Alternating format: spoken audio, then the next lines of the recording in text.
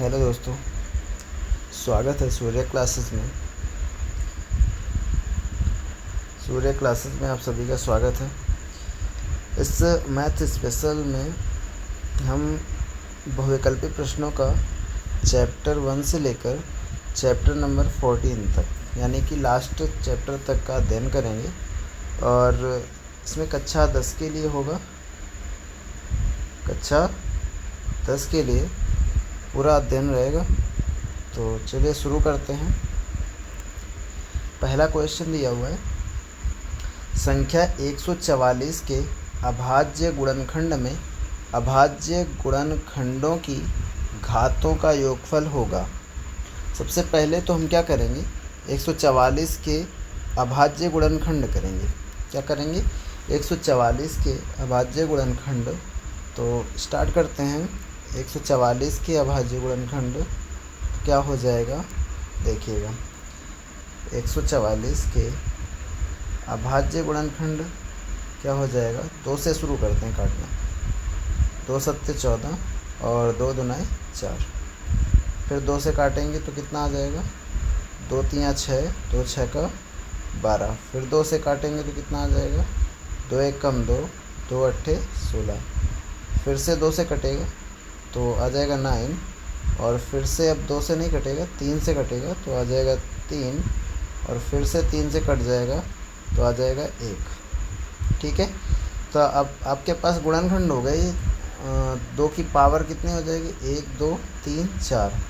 गुणनखंड जो हो गए वो 2 की पावर 4 और गुणे 3 की पावर 2। ये गुणनखंड हो गए। और हमसे क्या पूछा है, घातों का योगफल। हमसे क्या पूछा है, घातों का योगफल। ठीक है। तो हमारे पास जो भी घातें दे रखी हैं उनको जोड़ना है।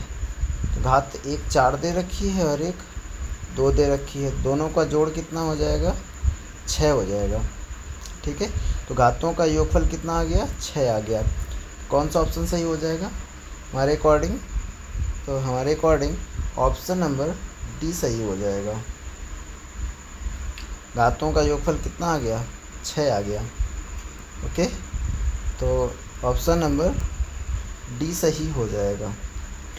ठीक है। तो बढ़ते हैं आगे अगले क्वेश्चन की ओर। तो अगला क्वेश्चन क्या दे रखा है, ध्यान से समझिएगा। अगला क्वेश्चन दिया हुआ है, 182 और 78 का HCF होगा। तो 182 और 78 का HCF निकालना है आपको। ठीक है। तो 182 और 78 का HCF निकालने के लिए HCF 2 तरीके से निकाला जा सकता है। एक तो गुणनखंड विधि से और एक भाग विधि से। तो हम एक काम कर लेते हैं, यहाँ पर 78 और 182 का HCF निकालना है तो गुणनखंड से निकालते हैं। तो 182 के गुणनखंड कर लेते हैं। कितना हो जाएगा, 2 से कटेगा, 2 नाम 18। ठीक है। 2 एक कम 2। अब 2 से कटेगा नहीं, 7 से कट जाएगा, 13 सत्ते 91। ठीक है। अब 13 से कट जाएगा तो 1 आ जाएगा। ओके। तो 182 के गुणनखंड कितने हो गए, 2 गुणा 7 गुणा 13। इसी तरीके से आप 78 के गुणनखंड निकाल लीजिए।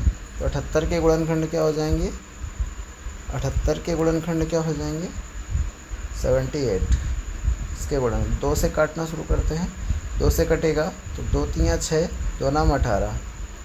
2 से नहीं कटेगा, 3 से कटेगा तो आ जाएगा कितना, 13 आ जाएगा। और फिर से 3 से कट जाए 13 से कट जाएगा तो 1 आ जाएगा। ओके। ठीक है।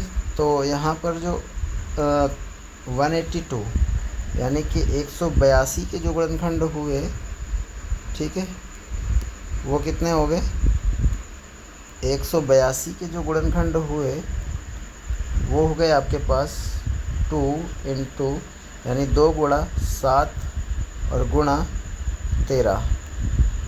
ठीक है। 182 के गुणनखंड हो गए। और इसके अलावा 78 के गुणनखंड क्या हो गए, तो देख लीजिए 78 के गुणनखंड क्या हो जाएंगे। 78 के गुणनखंड हो गए आपके पास 2 गुणा 3 गुणा 13। ठीक है।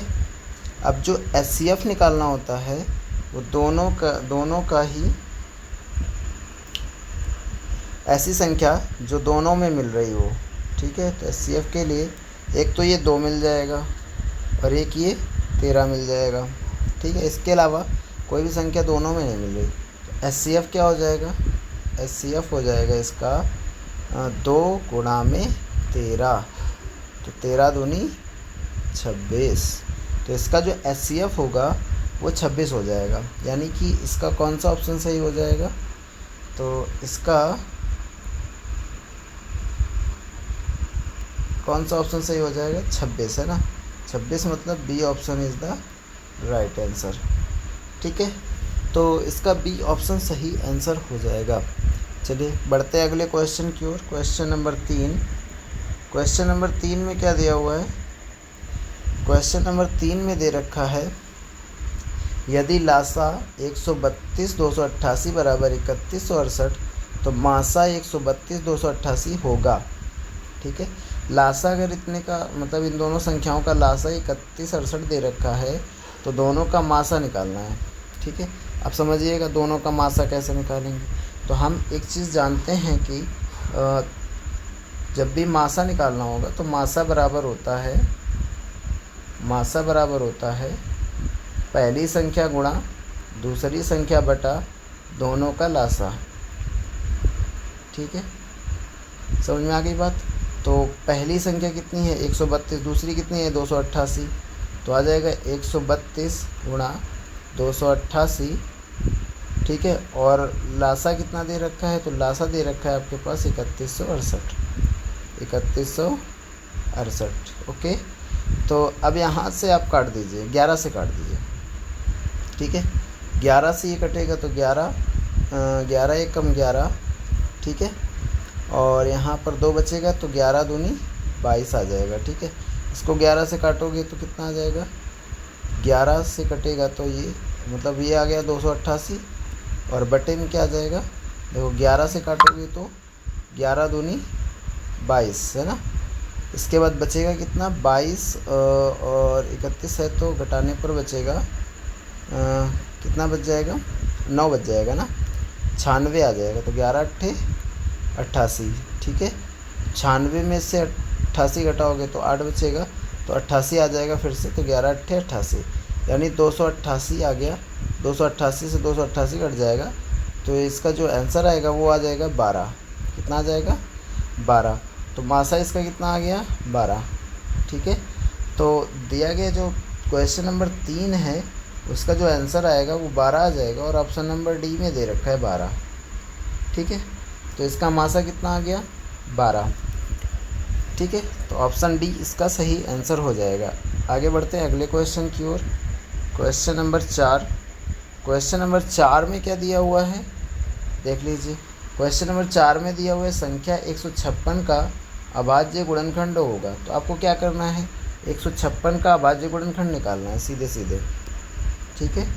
156 का अभाज्य गुणनखंड निकालना है, ठीक है। तो शुरू करते हैं 2 से काटना, ठीक है। 2 से कट जाएगा तो कितनी बार आएगा, 2 सत्ते 14, 2 अट्ठे 16, ठीक है। ये आ जाएगा। फिर इसके बाद 2 से काटोगे तो कितना आएगा, 2 से काटेंगे तो 2 3 6, 2 9 18, ठीक है। इसके बाद फिर 2 से कटेगा नहीं, 3 से काटो, 3 से आ जाएगा 13, फिर 13 से कटेगा तो 1 आ जाएगा, ठीक। तो अभाज्य गुणनखंड क्या हो गए, 2 की पावर 2 गुणा 3 गुणा 13, ये इसके अभाज्य गुणनखंड हो गए। अब देख लीजिए कौन सा ऑप्शन में दिया हुआ है ऐसा, ठीक है। 2 की पावर 2 गुणा 3 गुणे 13, तो हमको दिखाई दे रहा है ऑप्शन नंबर बी में ऐसा दिखाई दे रहा है, 2 की पावर 2 गुणा 3 गुणा 13। ऑप्शन नंबर बी में ऐसा दिया हुआ है। क्वेश्चन नंबर 4 का आंसर जो हो जाएगा वो ऑप्शन नंबर बी हो जाएगा, ठीक है। चलिए बढ़ते हैं आगे अगले क्वेश्चन की ओर। Question number 5। जो क्वेश्चन नंबर 5 दिया हुआ है, क्या दिया हुआ है, किन्हीं 2 धनात्मक पूर्णांकों ए और बी के लिए, है ना, ए और बी के लिए। अब ऑप्शन देख लेते हैं। ए बराबर मासा ए कॉमा बी इंटू बी, नहीं ये गलत हो जाएगा, क्योंकि हम लोग जानते हैं कि जब भी 2 संख्याएं होती हैं तो दोनों का गुणनफल बराबर मासा गुणे लासा होता है, मासा गुणा लासा, मासा गुणा लासा होता है, ठीक है।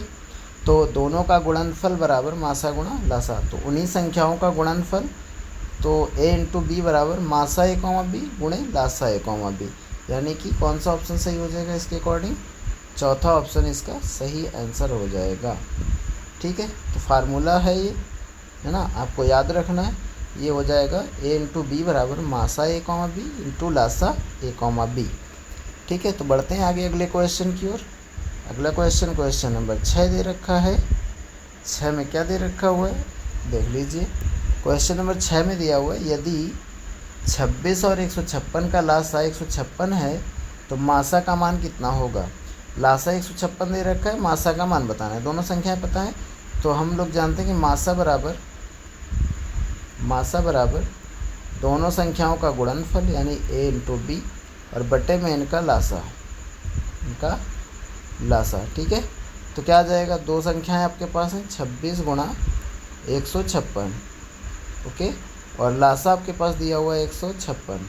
यहाँ 156 से 156 क्या हो जाएगा, कट जाएगा, तो कितना आंसर आ जाएगा 26 आ जाएगा इसका मासा। तो मासा कितना आ गया 26, कौन सा ऑप्शन सही हो जाएगा, बी ऑप्शन इसका सही आंसर हो जाएगा, ठीक है। क्वेश्चन नंबर 6 हो गया, इसका B option is the right answer question number 6 का, ठीक है। बढ़ते हैं अगले क्वेश्चन की ओर, अगले क्वेश्चन की ओर। क्वेश्चन नंबर 7 क्या दिया हुआ है, क्वेश्चन नंबर 7 दे रखा है, देख लीजिए क्वेश्चन नंबर 7 क्या दिया हुआ है। क्वेश्चन नंबर 7 दिया हुआ है, दी गई संख्याओं में अभाज्य संख्या कौन सी होगी। अभाज्य संख्या की बात की गई है, तो अभाज्य संख्या के लिए आप जानते होंगे कि जीरो कैसी संख्या होती है, भाज्य संख्या होती है, जीरो में सभी संख्याओं का भाग चला जाता है ना, ठीक है। और एक की बात करें तो एक ना तो भाज्य होती है और ना ही अभाज्य संख्या होती है। 8 की बात करें तो 8 एक भाज्य संख्या होती है, ठीक है, 8 एक भाज्य संख्या होती है। इसलिए जो अभाज्य संख्या की बात की जा रही है वो है 2, कितना है 2 एक कैसी संख्या है, एक अभाज्य संख्या है जो सबसे छोटी अभाज्य संख्या भी कही जाती है और सबसे छोटी समभाज्य संख्या भी इसको ही कहा जाता है, ठीक है। तो अगर आपसे क्वेश्चन पूछे सबसे छोटी समभाज्य संख्या, तब भी आंसर कितना आएगा 2 आएगा, ठीक है, तब भी आंसर कितना आएगा 2 आएगा। और अगर आपसे पूछे सबसे छोटी अभाज्य संख्या, तब भी आंसर कितना आएगा 2 आएगा, ठीक है। तो और अभाज्य संख्या इसमें तो खैर ऑप्शन में दिया हुआ था, अभाज्य संख्या कौन सी पूछी गई, कौन सी संख्या अभाज्य है, तो इसके अकॉर्डिंग इसका आंसर 2 हो जाएगा, ठीक है, ऑप्शन नंबर सी। अगले क्वेश्चन की ओर बढ़ते हैं। क्वेश्चन नंबर 8, क्वेश्चन नंबर 8 में क्या दिया हुआ है, क्वेश्चन नंबर 8 में दिया है कौन सा सह अभाज्य पूर्णांक संख्याओं का युग्म है। अब आप समझ लीजिए सह अभाज्य संख्याएं क्या होती हैं। सह अभाज्य वे संख्याएं होती हैं जिनका मासा 1 होता है, सिंपल है। सह अभाज्य संख्याएं वे दो संख्याएं जिनका मासा 1 होता है, ठीक है, अर्थात ये कह सकते हैं कि वे दोनों संख्याएं किसी एक संख्या से ना कट रही हो, एक के अलावा, ठीक है।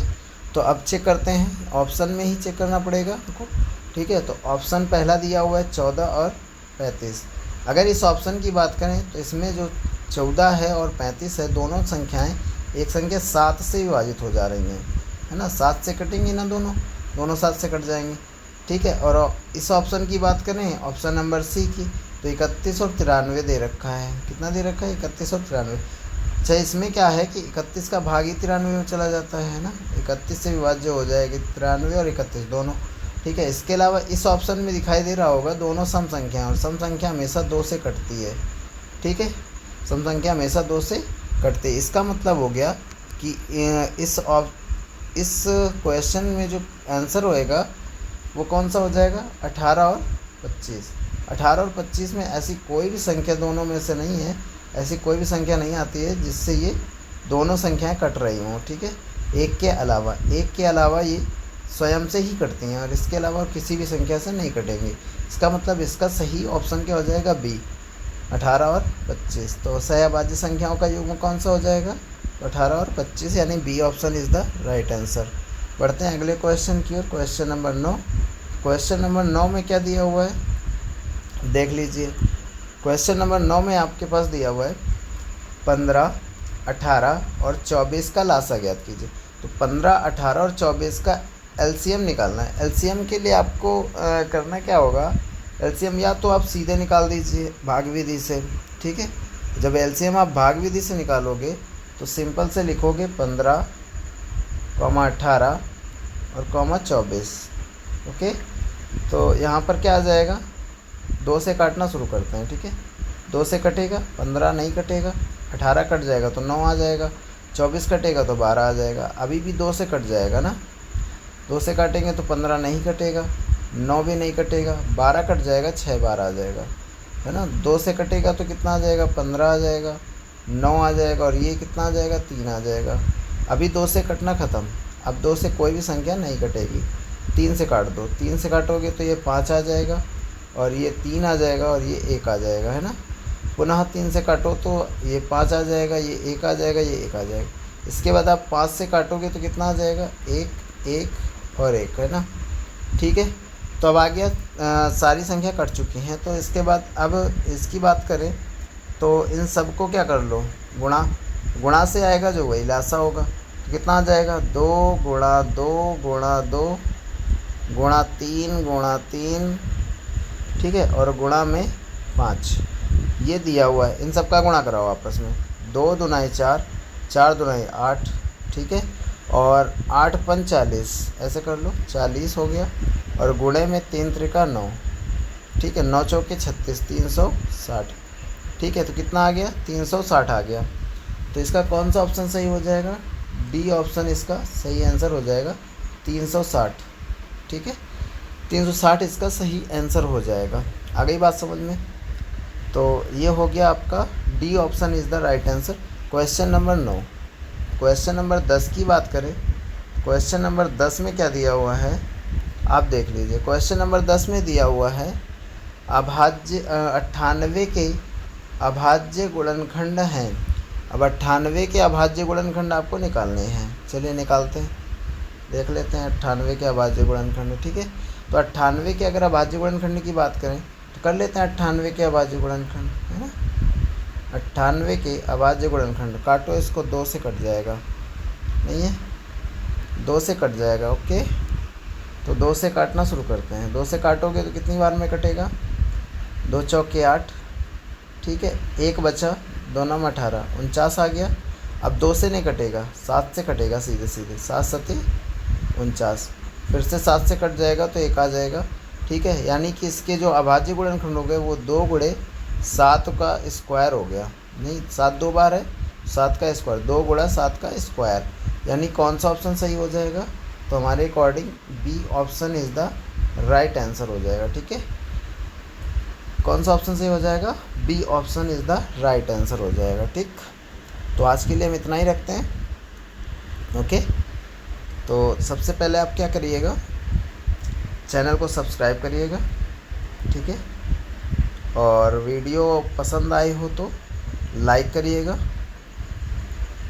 ठीक है, और वीडियो को ज़्यादा से ज़्यादा शेयर कीजिएगा, जिससे कि वीडियो को ज़्यादा से ज़्यादा आप शेयर कीजिएगा, ठीक है, जिससे कि क्या हो, जिन बच्चों जो बच्चे बहुत ज़्यादा कमज़ोर हैं या फिर उनको समझ में नहीं आती है, कोई मैथ समझ में नहीं आती है, तो उनको भी इससे कुछ ना कुछ मदद मिलती रहे, ठीक है। तो आज के लिए इतना ही, जय हिंद।